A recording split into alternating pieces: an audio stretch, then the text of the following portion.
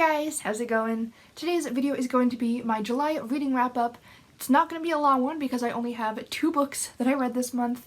I usually read a lot more than that. If you watch my wrap-ups, you know that, but like I said in my last video, I think I called it not a Camp NaNoWriMo writing update. July has just been terrible. I've had so much on my mind, on my plate, and I'm not going to go into details, but long story short, I went back to work at the beginning of the month. I was doing Camp NaNoWriMo, which I was doing really good at until I wasn't. And about 3 weeks ago, Spock got outside when I came home from work, and we haven't been able to catch her or bring her home yet. So good vibes, prayers, well wishes, whatever you have would still be very welcome.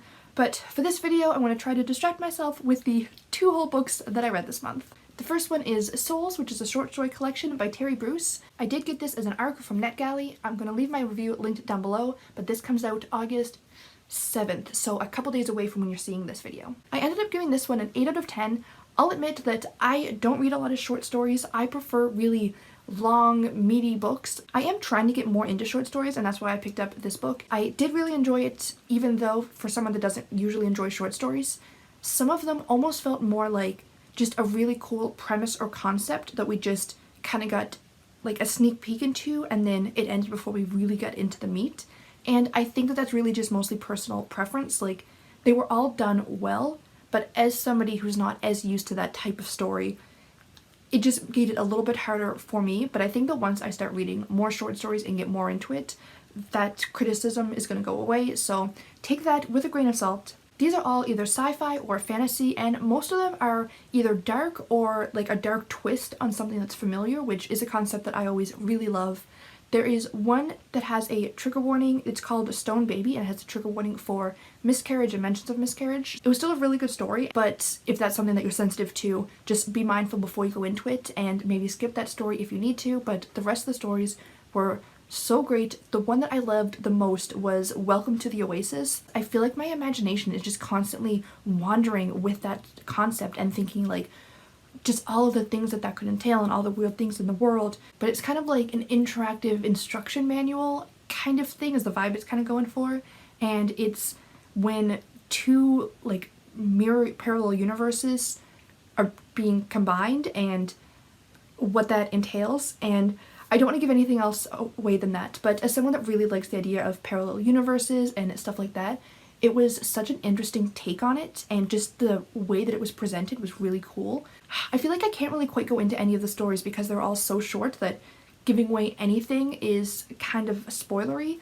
Anyways, I really recommend this book if you really like just weird concepts and strange sci-fi or fantasy weirdness. It was definitely really good for that. And the second book I read was also an ebook and also an ARC, and this one was sent to me by the author, and that is In the Haze by Emily Bourne. This is the second book in the Brittany and Charlie series. Emily very kindly reached out to me and asked me if I wanted to get an e-ARC of it, and I definitely said yes. It took me a while to get to it because, like I said, July was a crazy month, but this came out at the end of July, so it is available now, and I highly recommend it. I haven't decided which one I like more between the first and second book. I like them for very different reasons, so I'm not going to go specifically into the plot of this book because it takes place immediately after some pretty big events from the first book, and it's pretty spoilery if I explain it. I ended up giving it an 8.5, but I would have enjoyed it more if I hadn't have brought it to work and been reading it as my workbook, because I could only read it for 10-minute chunks at a time,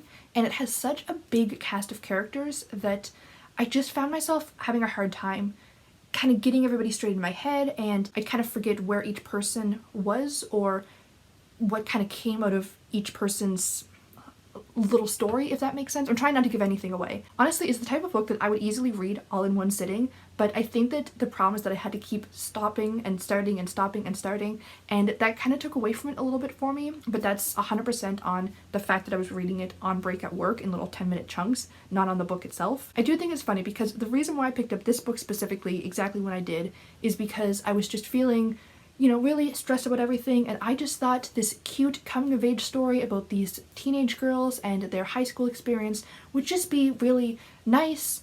And then a couple chapters in, shit hit the fan, and I was not expecting it. It was good, like, it was so great. I think I even highlighted it in my e-reader and just said, wait, what? It was so unexpected in a really good way. I just went in expecting it to be nice, fun, happy, and then wham! I feel like the first book is very much a high school coming of age story with a little bit of trouble and life events thrown in, and this one is the opposite. It's a lot of trauma and turmoil and circumstances with like a little bit of just high school coming of age thrown in, which I think is the right way to go about the sequel. Like, I feel like everything escalated in a really natural way and everything was just kind of like one-upping everything else, which is kind of what I like. I will say though that even though there was a huge cast of characters that I loved, I feel like at times there was almost too many of them because I wanted more in-depth looks at each character, and I did feel this a little bit in the first book, but because this book is all of those characters plus some, I just felt it a lot more. Like, I really liked what we got, but I feel like we just saw all of these snapshots of people, and I really wanted to get more into their own stories and their own lives, and there were some things that were brought up that I just wanted to explore more.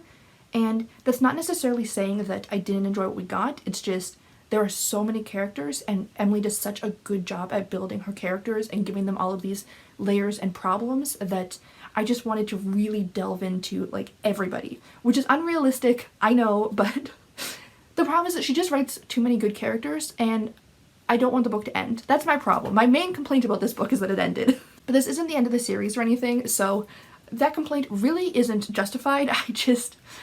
I think that I just really enjoy how character driven this story is, and I really just want all of the characters all of the time. Like, Emily, if you could just write a 10,000 page book next time, that'd be great.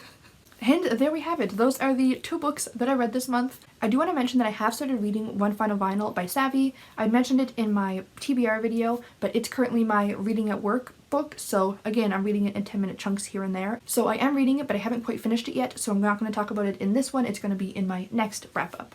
But that is all for today's video. If you guys enjoyed it, please click the like button to let me know, and subscribe to stay up to date with the rest of my videos. I post new videos every Wednesday and Sunday, usually reading or writing related. So I hope to see you guys next time, and until then, have a great day. Bye!